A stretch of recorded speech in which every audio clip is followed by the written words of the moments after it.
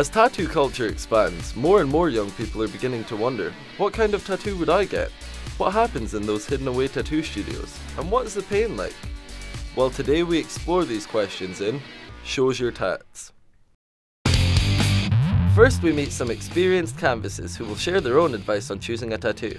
My first tattoo was my Adam's apple, the coffin and 2 shovels. Key resembles a family trait, and I used to grave dig down at Newton Mearns when I was about 14. I've got a quote on my back from Firefly, which is a sci-fi show.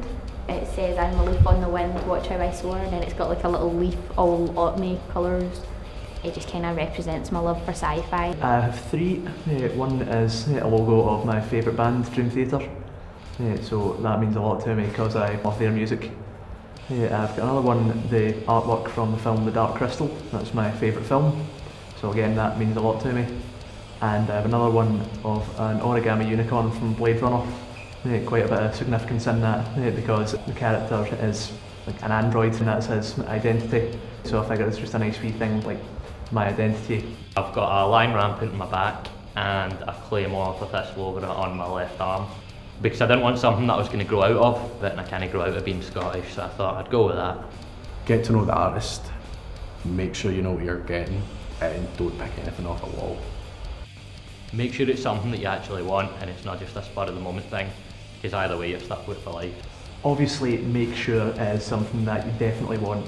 You don't want to have something on you that maybe 10 years down the line you're going to really regret having. Other than that, just take care, listen to what the artists tell you and make sure you're doing everything right. As long as you're happy with it, like a lot of people say, oh, don't get it unless you're definitely sure. See if you get an impulse tattoo, some of them can be the nicest. As long as you're happy with it and you won't change your mind on it, then you'll be fine. So, once you've chosen your tattoo, what can you expect? We follow Steve and Chelsea Ann in their inky adventures.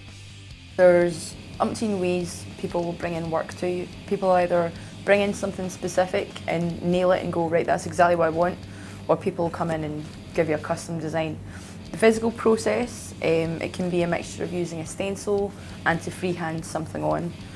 Because the human body isn't perfect straight lines, it's not perfectly symmetrical, with a lot of tattoos it's best just to draw on. So we would use like maybe a Sharpie or some sort of marker pen to draw on. We've also got like stuff called carbon paper, and we would actually draw on that and make a transfer of it and put that on the skin first. After that, the customer can have a look about, move their arm or whichever body part is going on to make sure it's sitting on the body fine, and then when they're 100% certain that that's what they want, they'll get it done. So you'd always do the lining first, you keep it clean, you wipe it a lot, you keep the person comfortable, and then after your lining's done, you go in with your shading, so be it black and grey, be it colour, whatever. Kind of sting, a little bit of pain, nothing too bad though. And that's pretty much the process. After that, the tattoo gets cleaned, it gets wrapped up, and then you go through all your aftercare with the customer and make sure they know what to do to take care of it to get the best out of it.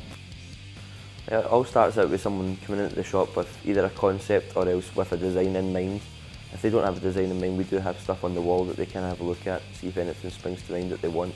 We're a fully custom shop, so everything that does come in is essentially drawn up for them anyway. We only use the same design once, and then it gets binned so that nobody's got the same tattoo.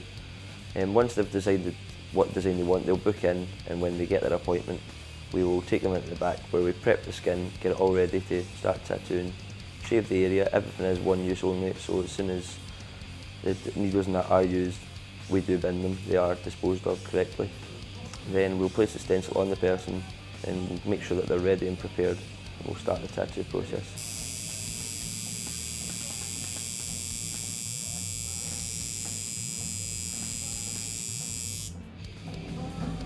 Do that? Yeah.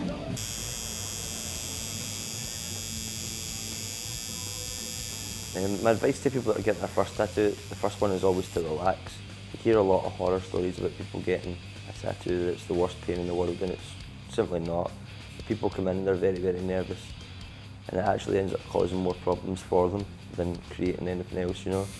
And it's like all the adrenaline in the body builds up if you're getting too paranoid.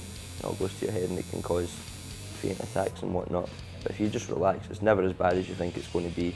People just exaggerate stories and from there people become scared of it. It's just a fear of the unknown, but as soon as you've started, you know straight away that it's fine.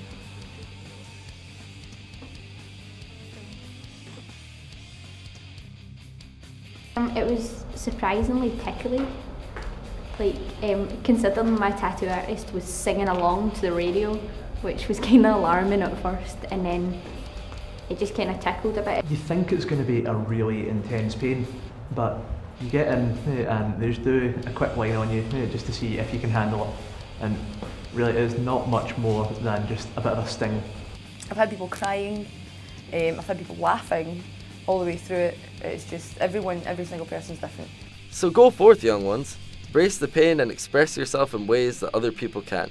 Show others how cool you really are with your brand new ink. At least now you know it's safe.